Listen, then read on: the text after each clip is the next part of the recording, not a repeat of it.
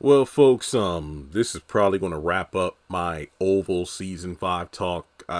Aside from the review, information about Season 6 characters and, the disappointing shootout, I just wanted to talk about the season as a whole because I typically do that.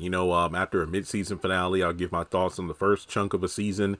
Then once a season finale is aired, I will talk about my thoughts on the season as a whole. And I'm not going to be before you too long. I'm going to try to keep this less than 7 minutes if possible because I just feel like I'm going to regurgitate what I've said time and time again.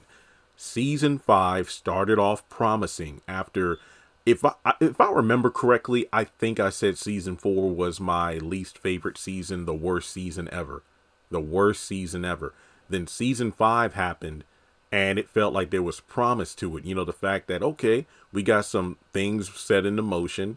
We got Jason at the compound. And I remember when the first couple of episodes aired, we were like, wait a minute, there's an update to the opening title sequence. Like, why isn't Donald or why isn't Lily a part of the opening? Are they gonna get killed off? Are they no longer like major players in the season? Are they gonna have like reduced roles?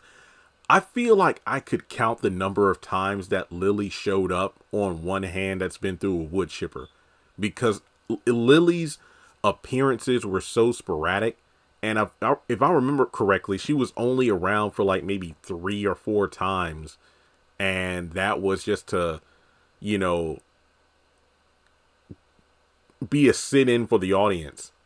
She would just sit in Donald's house and just roll her eyes at the ridiculousness of, oh, you're throwing your homosexual relationship in my face. And it's like, why don't you just come out? And Bobby, where are you? And that's about it. That's all she did.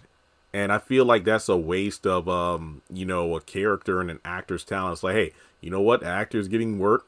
She came, she did her job. Sierra did her job. And I'm pretty sure she got, paid well for it. But at the end of the day, it's like, there is no reason for this character to exist.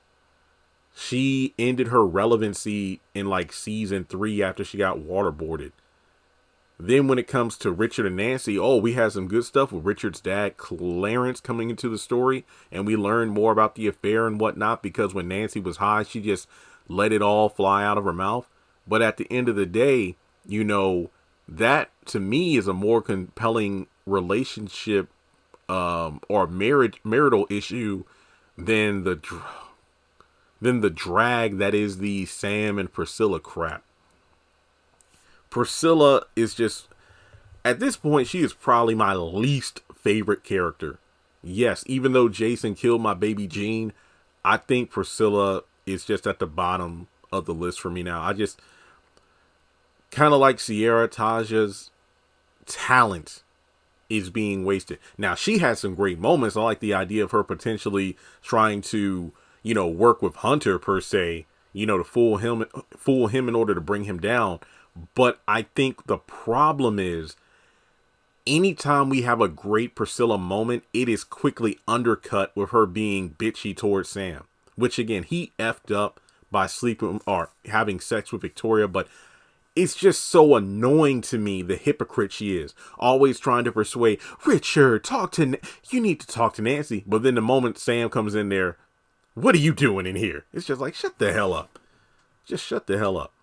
Hunter, I will say, you know what? I will say this much. I think Hunter, this was probably his best season. Because I think for the past season or so, he's just been walking around. You're trying to take me down, aren't you? Who are you working for?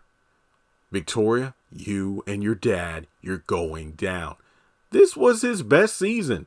And I mean, unlike usual when he's just lounging around, looking at porn or having sex with someone or getting high, he has a reason for being incapacitated because his drugs were laced. So, Edward Quinn, I gotta admit, I give you props. I think this was Hunter's best season.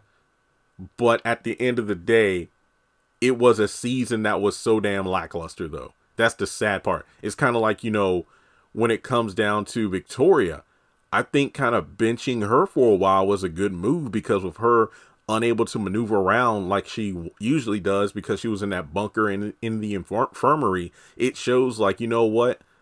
You underestimated your husband. Yeah, it's like that Cat Williams quote that just keeps going around. It's like, on paper, they're a better team. They got the resources. They got the, the notoriety. But let's stand on the line together face to face. None of that's going to matter. I know I messed up the quote, but you know what I'm talking about. You've seen it time and time again. I think Victoria being benched for a while was pretty good. It's kind of funny because we have 4 seasons of her reminding Hunter of how useless and pathetic and powerless he is because he's not running shit. Yet this season, I feel, did a great job demonstrating how powerless she really is. But then you look at the more disappointing elements, like, Jason at the compound. Did anything come from that? Wasn't it mentioned that there was a potential tracker on the bike when the Rakadushi fixed it and they left? It just felt like the Rakadushi characters were out of character just for the sake of, oh, they're here. We got River and Jason on screen because fans mentioned how much they look alike. That's it. And then with everything going on in the White House, Victoria's father, honestly, they probably should have never shown him in season 2. It was good to see him, but it's like a one-off appearance. And I mean, some people forgot he existed. And at this point, folks, Gail isn't coming back. And it's sad that some of my highest or most viewed Oval videos in recent years have been, hey, is Gail coming back? They mention her name. And I feel like such a clickbaiter, and not on purpose. I don't do that on purpose. I just reference it like, hey, did you catch when Hunter mentioned Gail? Like, maybe this is a sign that she's coming back. I think Paige Hurd is just done with the show. I do not see her coming back at all. Then when you look at characters like the Kyle and Dale stuff, it just seems so dumb. And no, I'm not going to sit up here and complain about the whole, the unnecessary sex stuff between him and Don. Honestly, I don't care to see that myself, but that doesn't really have anything to do with what I'm talking about in terms of why this season as a whole was disappointing. We just had so much build up. Oh, Simone has the FBI agents who are on Ruthless, and it's like, oh, and I remember saying, like, remember when Cal and Desiree, when they mentioned how, oh yeah, our office thinks we're working on the Rakadushi case, but that's a smoke screen because the administration is our main focus, which lets me know, what the hell am I going to watch Ruthless for? Because the Oval is where the big stuff is happening. But then when you look at what we know about season 6 based on Actors Access, nothing's going to change next season. We're going to be right back where we started from. Then on top of that, you got Sam, who in the same position as always, like, I got to hear from my guy on the inside. It's like, nah, man, I don't think anything of relevance is happening at the compound. And then I think with Barry's death being confirmed, for one, thankfully they finally confirmed it, even though we kind of knew that like 2 seasons ago. But it is sad. I do feel disappointed that Barry's gone, given that he'll never be reunited with his daughter, because I've said it time and time again. Oh, it's 8 minutes. I'm sorry, folks. I didn't mean for this to run on longer than I said. I would try to get it slower, but you know how it is. Even when you have notes in front of you, when you start talking, other ideas come out of your mouth that you didn't have the first time. But basically, it's one of those situations where Barry's whole thing was reunited with his daughter and being with Sharon, but Sharon really isn't a prize because everybody's had their hand in that box. And now he's gone. And I think it's more compelling. When Richard said divorce, I felt more weight to it than Priscilla and Sam, because they both dropped the divorce bomb, but neither one of them has filed. But Richard, you could tell he meant that shit, because he's like, look, our only son together is gone. You've been with my daddy. You got him, a child, and he got killed. Picky. There's no reason for me to be with you. So yeah, I just feel like this season in a nutshell was just disappointing. What could have been potentially the best season of the show turned up to be the most disappointing one of them all. So let me know your thoughts in the comment section below. Oh yeah, the Bobby and Max dynamic, the old married couple or grumpy old men aesthetic they have, I still love that. Simone, still fine as hell, but yeah, that doesn't make for a great season. Those are great elements of a season, but when you compare that to everything else that consisted, season 5 consisted of, this just was not a good season. So we'll have to wait and see if season 6 is any better. I think it's one of those things where if Sisters or Zatima isn't running at the same time as the Oval, I might review it, but I don't know. We'll just have to wait and see. But hey, thanks to BET and the Oval team for sending me that briefcase for the 100th episode. I really do appreciate it. I haven't, I opened it for my video, but like once I move and I have my office set up, that's when I'll utilize the microphone and the headset, well, the beats and whatnot. But you know what? I just gotta say, I'm honest, and what I mean by that is, I always have honesty in my videos, even if it isn't the most popular opinion, and even if BET or Tyler Perry Studios hooks me up with free stuff. I've had cast members from various shows over the years tell me, we love your feedback because you don't get up here and sugarcoat anything, nor do you get up here and just trash on everything. Like, trust and believe, when I don't like an episode, you're going to know about it. But the thing is, I have reasons why. Like, for example, this season is the most disappointing because I saw the potential in it. The potential was there. But then it turned out to be a dud.